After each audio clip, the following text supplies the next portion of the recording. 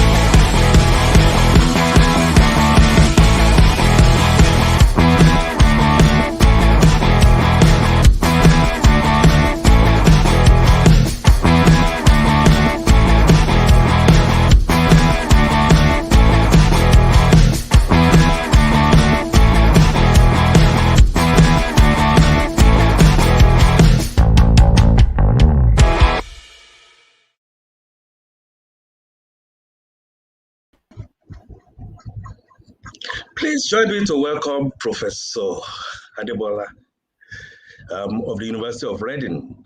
You're most welcome, Madam Professor, to ICAN on Air. Thank you. Thank you very much for inviting me, and I'm really pleased to be here. Beautiful. We make it happen. And now, going straight to the subject matter of insolvency practice generally in Nigeria. Of course, we know ours is just being formed.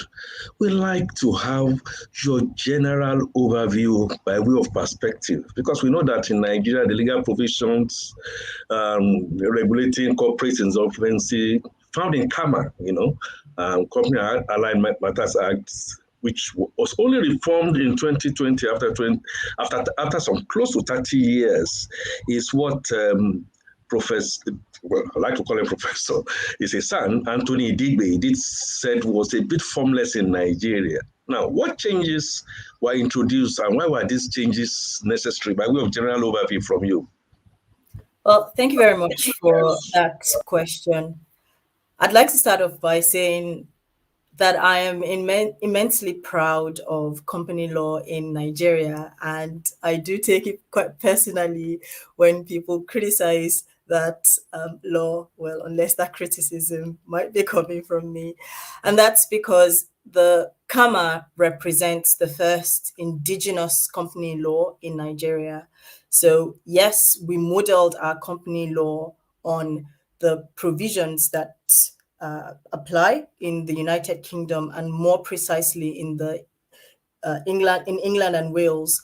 But we took those concepts and we made them our own in 1990. And so, yes, we find, because of the structure that we inherited, that our insolvency provisions are still found in the Companies Act. It was not until 1986, for example, 85, 86 in England, that insolvency law was taken out of their own Companies Act as well. And for us, it's a choice that we still have yet to make.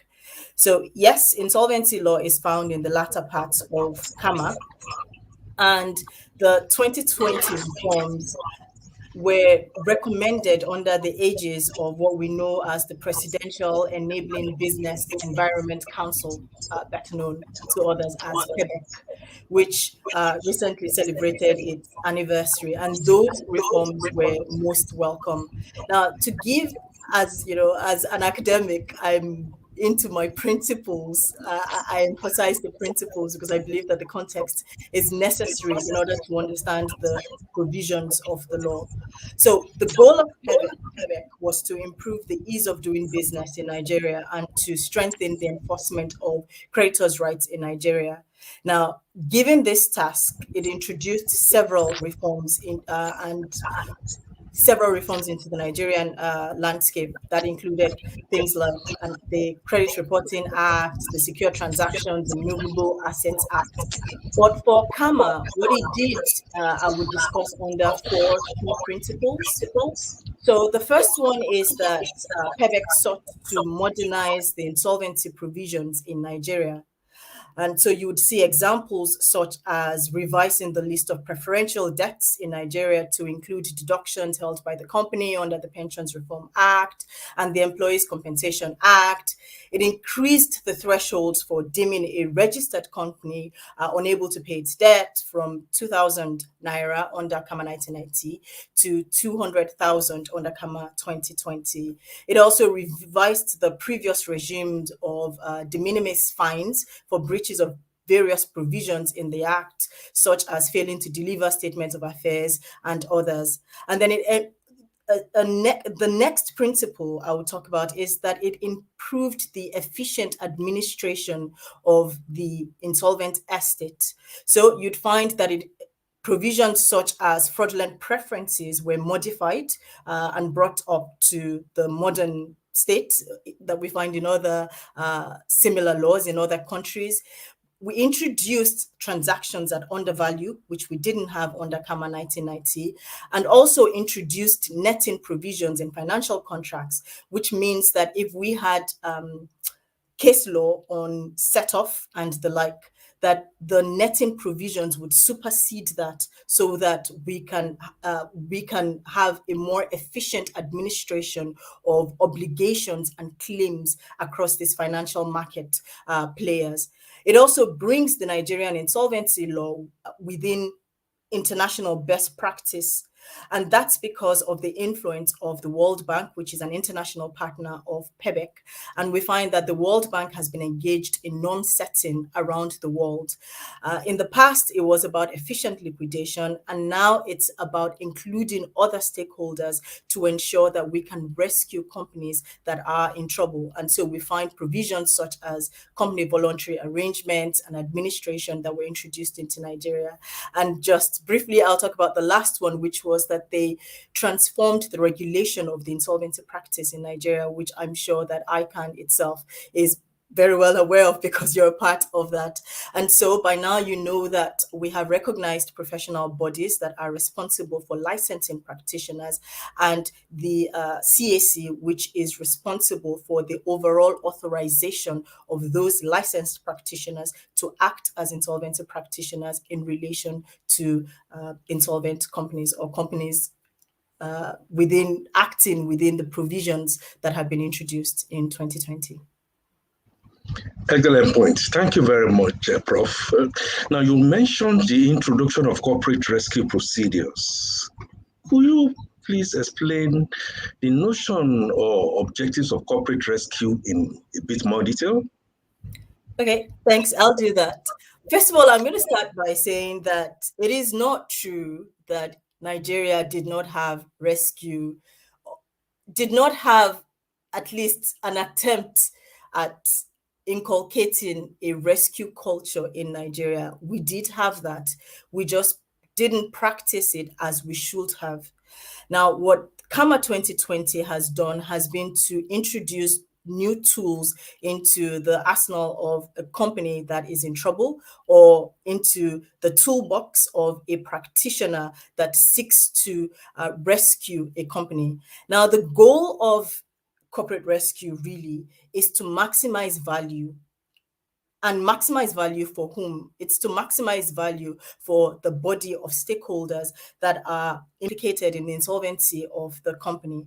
Now, in Nigeria, we introduced provisions such as administration that we find in Chapter 18. We introduced corporate company voluntary arrangements, which we find in Chapter 17. And we also introduced the revised schemes of arrangement procedure, which we find much later in the Act, and introduced a moratorium into that schemes of arrangement to ensure that the company has some protection. Now, when we talk about the maximization of value and we talk about stakeholders, it's important to unpack these terms because each of these terms means different things in different countries. So when we talk about value in relation to stakeholders, well, each stakeholder has the things that they want. So when we talk about the owners of the company, value for them would be preserving the company, or at least its business, and ensuring that they still have a stake in the rescued entity. Now, when we talk about value for unsecured creditors, we're looking for them to pay them some of the money that they are owed, but to ensure that we have much more to ensure that we have an entity that continues after the rescue, that they can continue to transact with. Of course, a secured lender would also have an interest in a business or a company to continue to transact with. Now, globally, there are different approaches to value maximization and the preservation of the interests of stakeholders. The US is deemed to favor the company and its owners. And so, at least in principle, the way that their system is structured is what is known as the debtor in possession, which means that the company itself goes into the procedure and comes out the other end. In practice, that may not always happen, but at least that's the general idea. Now, the UK, which we closely mirror, favors creditors. And so you'd find when I was talking about PEBEC and talking about strengthening the position of creditors, the World Bank also in its own global principles talks about strengthening the position of creditors. That's a very UK-esque language. And so what we find in Nigeria is that we have towed the UK's line, which has been to maximize interest in favor of the body of creditors. That means both secured and unsecured creditors. Now, the one additional thing I would say about Nigeria is this. We seem to favor, without expressly stating that, the interest of a fixed charge holder. Now, that portends some challenges for us because a fixed charge holder is usually a concentrated creditor with lots of powers, and they have the opportunity to tank the rescue that we're trying to achieve. Now, the way that we have created our law has slipped into different places the interests and the protection of the interests of the fixed charge holder, which we should look more into. But the goal really is to try to ensure that the company, or at least its business, comes out the other end. That's the notion of corporate rescue. Fantastic point. And this word receivership, which you say is a form of rescue. And we know that here in Nigeria, where a receiver manager is called, some people think that's the end of the company because they go in there to sell assets. That's really, it's not sounding like a rescue. Now, how does the core duty of the receiver to the appointer fit within the notion of corporate rescue?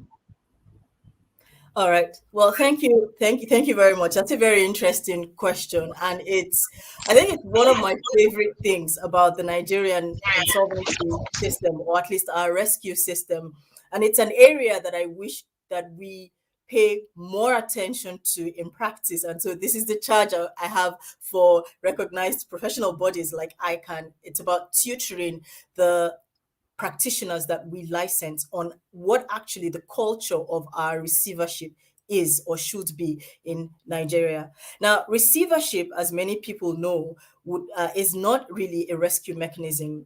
At conception, receivership was simply an enforcement mechanism for a mortgagee or a chargee. Now, it is that there are different types of receivers. Now, the receiver that can act to rescue the company is that receiver that is also appointed as a manager and has management powers that cover the whole or substantially the whole of the company's assets. Now, this person, when they're appointed, take a management role. In fact, both organs of the company are vested in them because they have the power to call meetings, they have the power to do whatever directors have the power to do. Now, in Nigeria, the way that we conceived of our receivership was simply this. We realized that the way that receivership ran in the UK, particularly in England and Wales, which we closely model, works to the interest of the appointer. That's the interest of the chargee or the interest of the mortgagee. And that means that when the receiver is appointed, the receiver is not under an obligation to act in the interest of the body of creditors.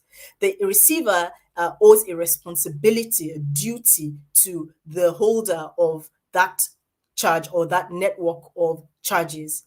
Now, and that means that the receiver doesn't have to try and act in the interest of other people. The receiver doesn't have to maybe try and manage the business. The receiver doesn't have to wait to maximize value in the assets. The receiver can simply sell so far as the mortgagee or chargee would be paid at least at the maximum amount that the sale of the assets would permit.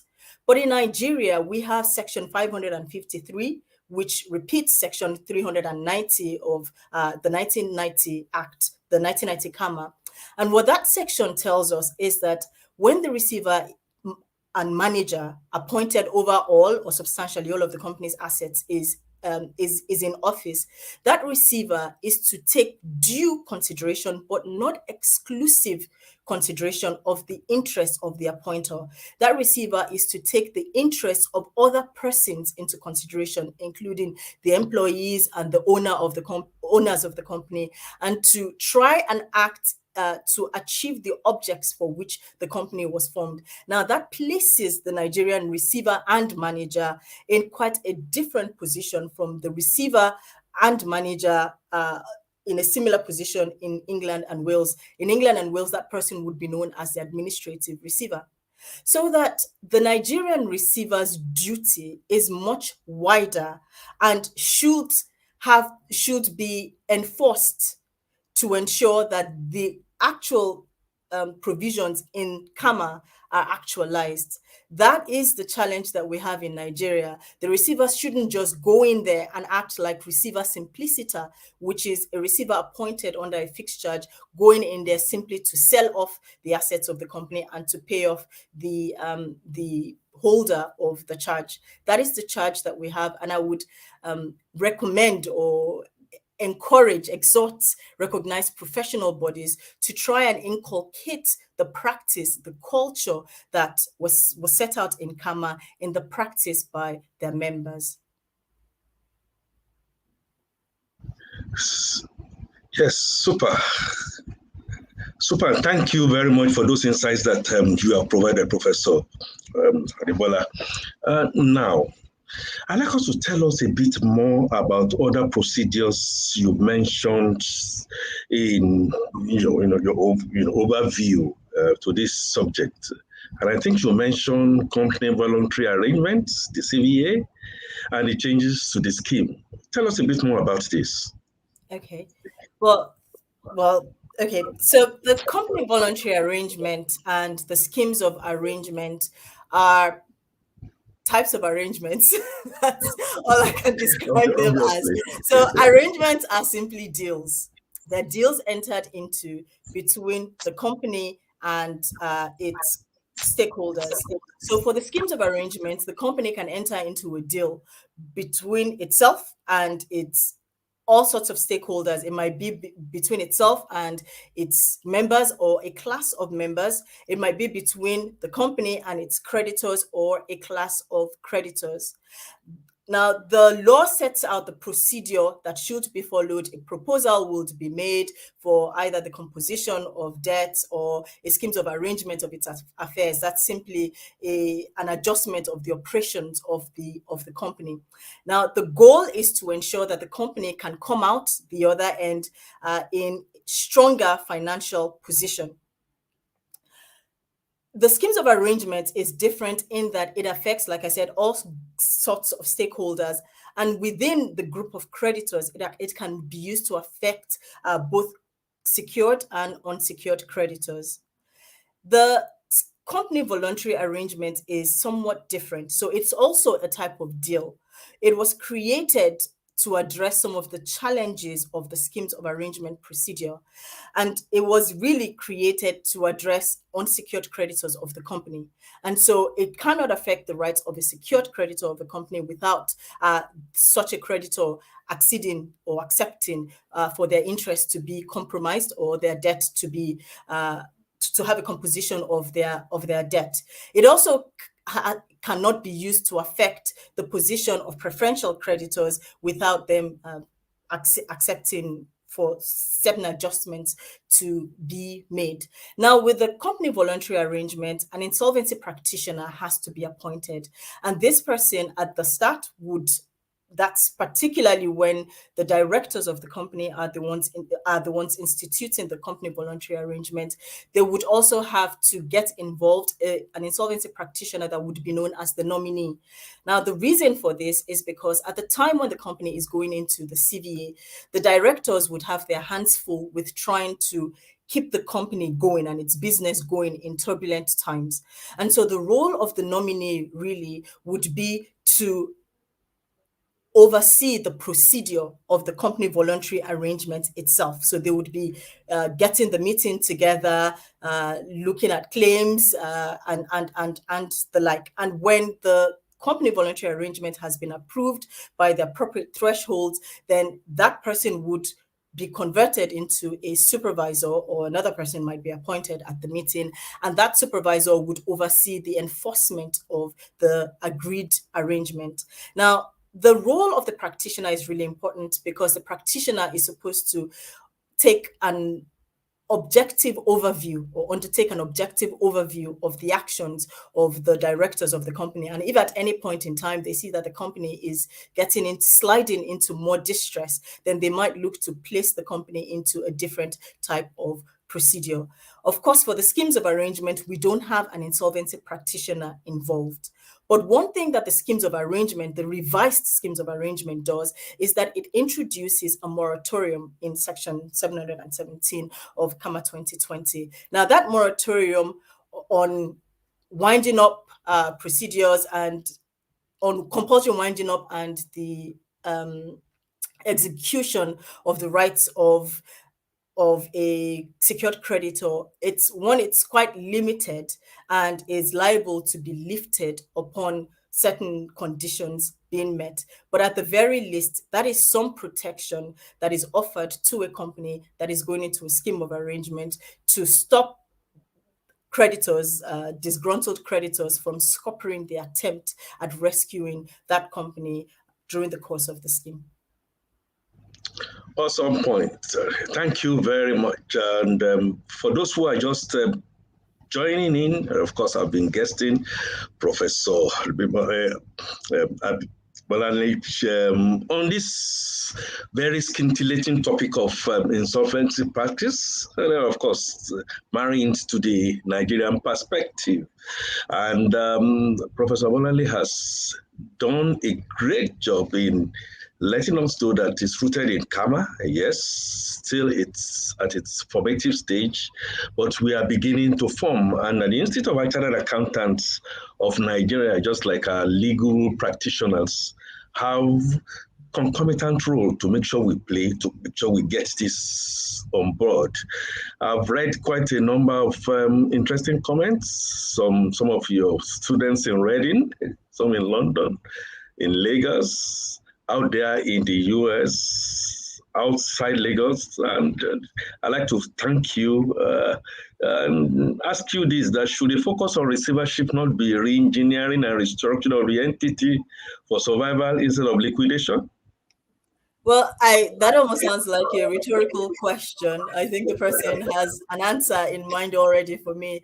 And I would agree with the person, and that's the point I've been trying to make, that particularly the way that receivership was conceived of in 1990, I felt that it was a brilliant take on receivership, and that at that point, the dangers, the problems of receivership were well recognized by, Professor Roger and all those who were responsible for creating CAMA 1990. And that's the reason why they inserted that 390 into the law, to try and make receivership a much more collective procedure in Nigeria than it was in the UK at the time. So for us, often we talk about going to the UK to transplant laws and to borrow laws.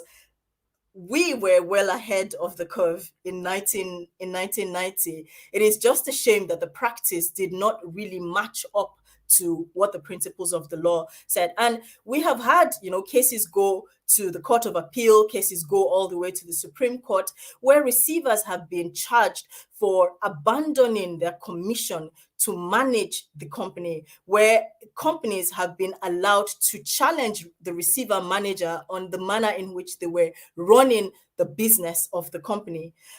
These are not cases that should be taken lightly, because they embody what our ethos and what our culture should be in Nigeria. And again, I would charge, ICAN and similarly placed recognized professional bodies to ensure that they inculcate the right culture, the right norms into practitioners, to ensure that they execute our law in spirit and in the express terms. Absolutely, Prof. That's one of the continuous training that we give to ourselves, from being students to practitioners, and doing that with the utmost integrity and accuracy as our motto prescribes. Somebody is asking methodologies to be adopted by an entity to avoid being insolvent. It might be insolvent, bro. Let me have your perspective. Well, I think that you have answered the question. A week or fortnight ago, also under the aegis of ICAN and NASIMA, there was a conversation had about, the position of SMEs in relation to insolvency and how we could help those types of companies. Well, one of the key conversations that we had then was the role of corporate governance. CAMA 2020 has also injected certain governance responsibilities into the Act. And we also have the Corporate Governance Code in Nigeria that applies to all companies, whether private or public companies. And it's important that we understand that insolvency is just the tail end of corporate governance, that really the emphasis should be on corporate governance. When we take into consideration the reporting duties, the formalization of the structures of the company, internal control and audit, when some of these key principles and concepts are set in place for companies, it reduces the likelihood that the company might slip irreversibly into insolvency. Really, by the time a company gets into administration, you are not really looking at very much. It means that all sorts of things would have been tried to get the company out of the trouble that it's in. Ideally, perhaps before it slips into administration, you would have tried a CVA or a scheme, depending on the size of the company and depending on the types of protections that are necessary. By the time the company is slipping down into more formal insolvencies, there is a real problem. And the goal at that point is to, limit damage. It's damage control. So emphasis should be on corporate governance, and then insolvency law would pick up the bits that are left on the side. Excellent. The key word there is prevents the horse from leaving the barn. Otherwise, it becomes almost impossible. Now, Professor Bolanle, you have mentioned protecting the interests of owners a few times in the course of our conversation. And one challenge I believe we face in Nigeria is recalcitrant owners. How do we justify permitting people in whose control the company failed to continue to carry on running the company? Okay, well, that's I think you're setting these little traps for me here. These are really interesting questions, and again, permit me to modify this slightly. So before we think of the stick, which is whipping recalcitrant owners into shape, we should think of the carrot, which is getting owners on side. Now, the reason why we have to think of both is because we're looking to maximize value. And in order to maximize value, it has been found that it is best to keep the owners on side. Now, in the US, and the US would be perhaps would be our experiment, the experiment room for this. Now, in the US, because the debtor itself, that is the insolvent company itself, has been placed at the heart of the system that they have, over the years, there have been complaints. At least in the 90s, there were lots of complaints and lots of alternative systems that were suggested by by different researchers, particularly those of the law and economics persuasion, who thought that we could make the system a lot more efficient. But one of the challenges that they found was that if you had a system in which you didn't keep the owners on site, in which you didn't keep the debtor itself on site, it would be difficult to have a timely initiation of the rescue procedure. Now, without timely initiation and some cooperation from the owners of the company, we find that the rescue would be initiated tardily. And the later it is that we initiate rescue, the less likely it is that we would have something to rescue. And so we need the people that are at the helm of control to start the rescue procedure early. They're the ones that know when there is a problem before anyone else knows that there is a problem. Second of all, is that particularly for SMEs, these are the people that are likely to be interested in running the business even after rescue. And so it is important, again, to keep them on site. Now, of course, we know that by keeping them on site, we give them certain powers. But with those powers should come responsibilities, and at least in principle. So I'll talk about the principle. In principle, there are options that the office holder can take. So we have malfeasance provisions in place where they have breached the director's duties. We have offenses in relation to several of these new insolvency procedures that have been set in place. We also have wrongful trading and fraudulent trading provisions. Now, we always had wrongful and fraudulent trading provisions under CAMA 1990 and the 2004 iteration. What has happened in 2020 is that these have been set out much more comprehensively and much more clearly. Now, it is one thing to have these provisions in place. It's another thing for them to work effectively. Now, in order for them to work effectively, we need the cooperation of the courts, and that's where the type of court system that we have and the peculiarities of legal practice in Nigeria come into play. There's also the fact that we must recognize that with wrongful trading provisions and the like, there have been all protections also built in for the directors of the company. Again, it's this balancing act that Rescue tries to achieve. On one hand, we recognize that we want people to, create companies and to run businesses that create value. We recognize the fact that until you failed once, you probably haven't started to run a business. So there would be opportunities for people to make mistakes. What we don't want is flagrant abuse. But those protections are already built into the law. And usually at the time when a company doesn't have enough money, it's not as easy to exercise or execute those provisions against them, and the court system permits appeal upon appeal and delay upon delay. So there are provisions there and there's the principle there. It is just that some practical difficulties arise, and these arise in any country in any event. Awesome. Of course, looking at it, you already mentioned some of it, and I thought maybe you may be able to expatiate a little bit more on what steps the practitioners can take when they consider the owner culpable in the loss to creditors. Adia? Well, yes, like I've said. So, for example, you have usually it is that they've breached certain duties that the directors have, but more importantly, we have the wrongful trading provisions and the fraudulent trading provisions.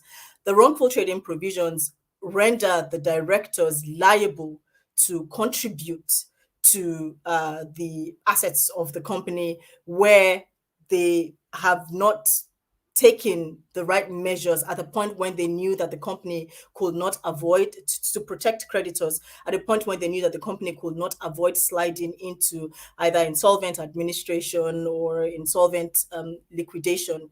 That's what applies.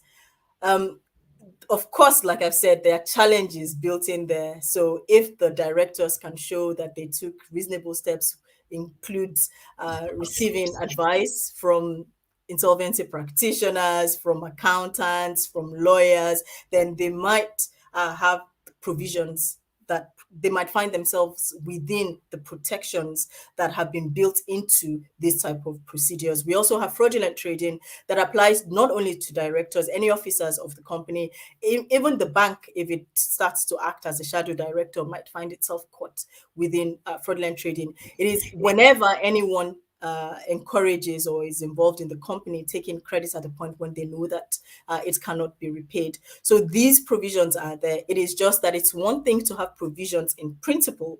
It's another thing for them to work efficiently. And the efficient working is really a question of the way our court system runs and the built-in protections for the directors of the company. So there are things that can be done. It's just the more experienced the practitioner is, the better you might find it. Especially when they are experienced running to experienced institutes like our ICAN. We have it all put together. Professor, we have to look into the future.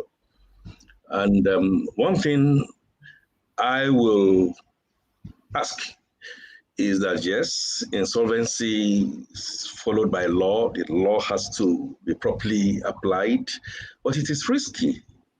And risky in Nigeria, so to speak. Of course, risky in other jurisdictions. So how have the other jurisdictions been able to manage these risks much better than we have, and what can we learn from there? What's your experience?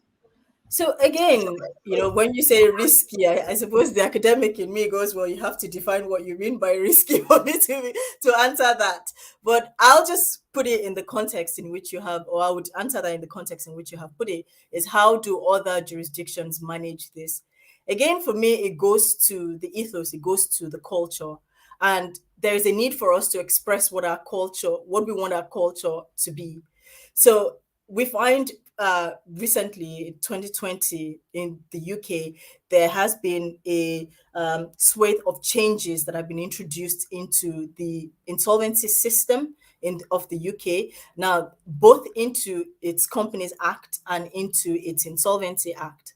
And the goal of these new laws or these new procedures has been to front load protection.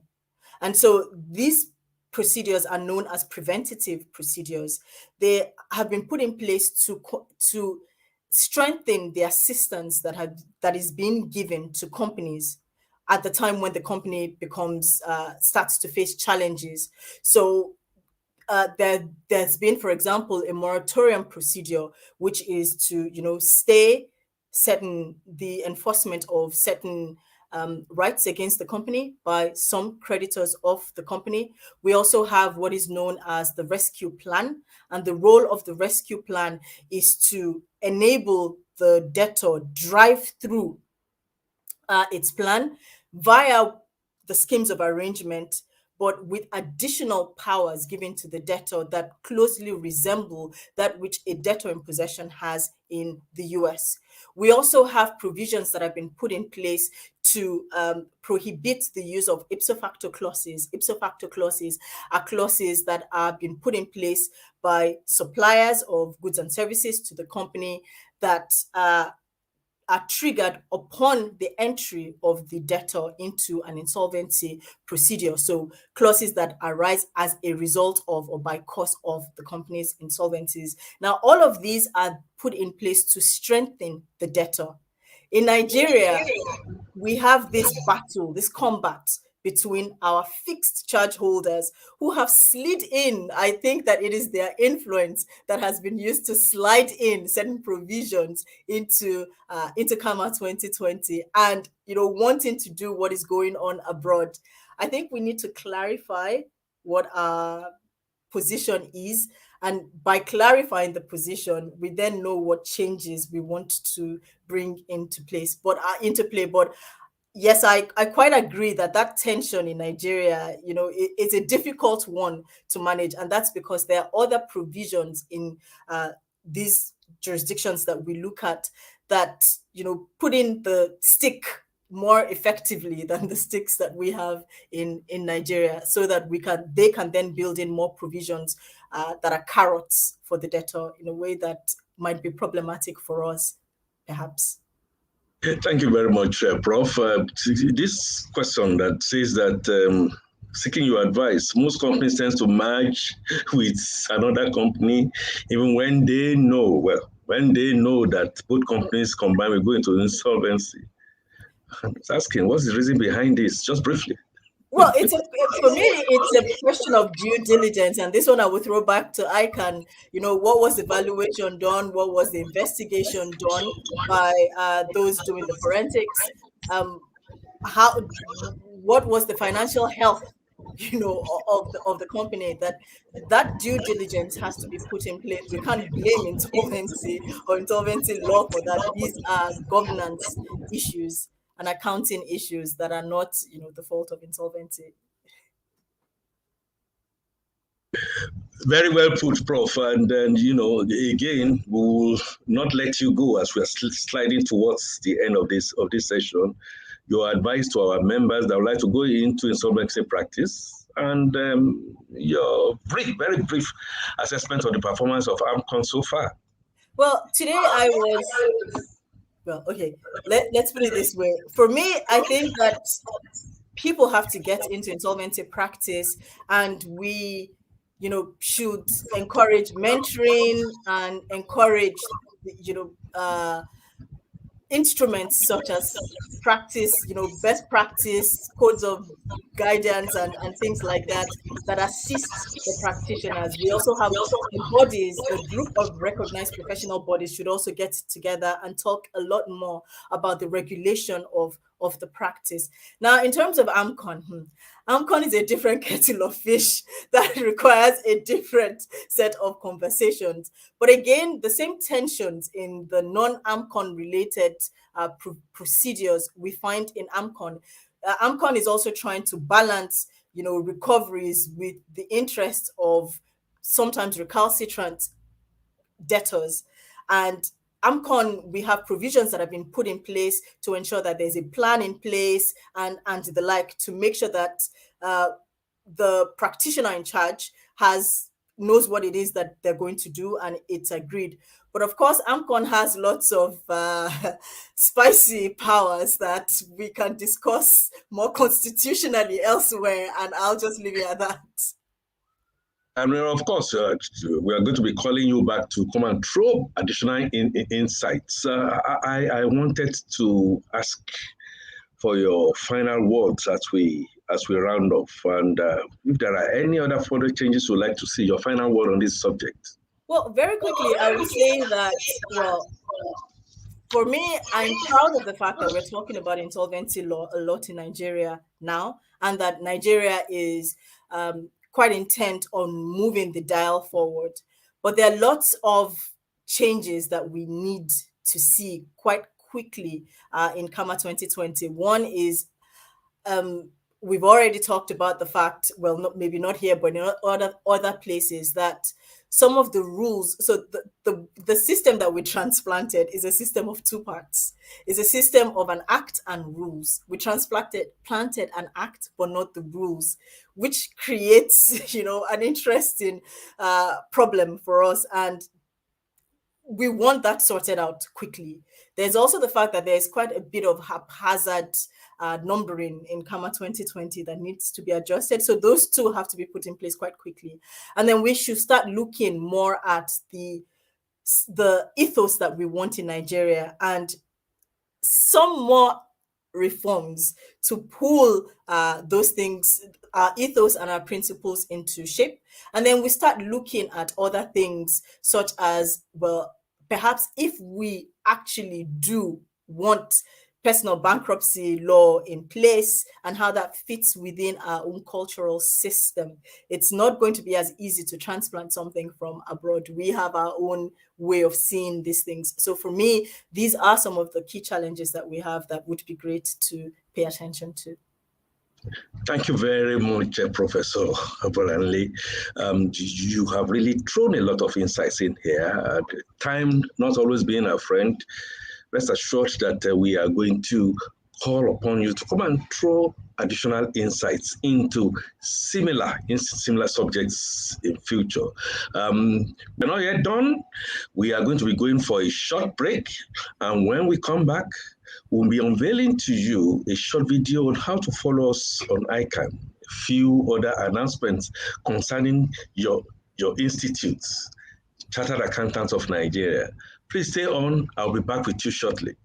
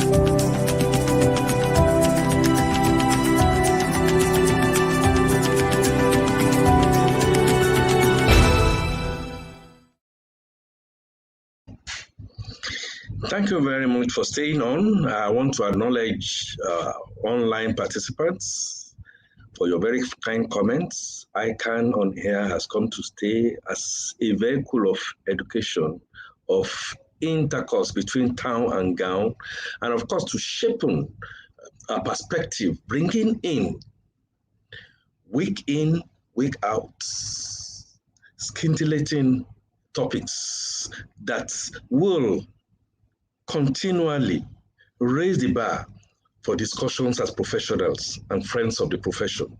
I thank you very much for your comments, and we are highly, highly encouraged by them. It's not the end, of course. Also this week, on Thursday, December 23rd, 2021, at precisely 6 p.m. West African time, we are going online to also come back with another very important topic. This time that we know is going to be interesting to both our practitioners and non-practitioners. You want to tell your friends to make sure they key in. We'll be looking at money laundering as a criminal offense. What we accountants should know to avoid being victims and accomplices. And another fellow of the Institute, Chemeka Nzeribe, will be on to come and throw a lot of light into that. Please let me leave you with this quotation. Breach of promise is no less an act of insolvency than a refusal to pay one's debt. That is attributable to Mahatma Gandhi. And as I always say, be the change you like to see. Until we come your way, about 6 p.m. West African time on Thursday, I remain Akifatunke, your anchor. Bye for now.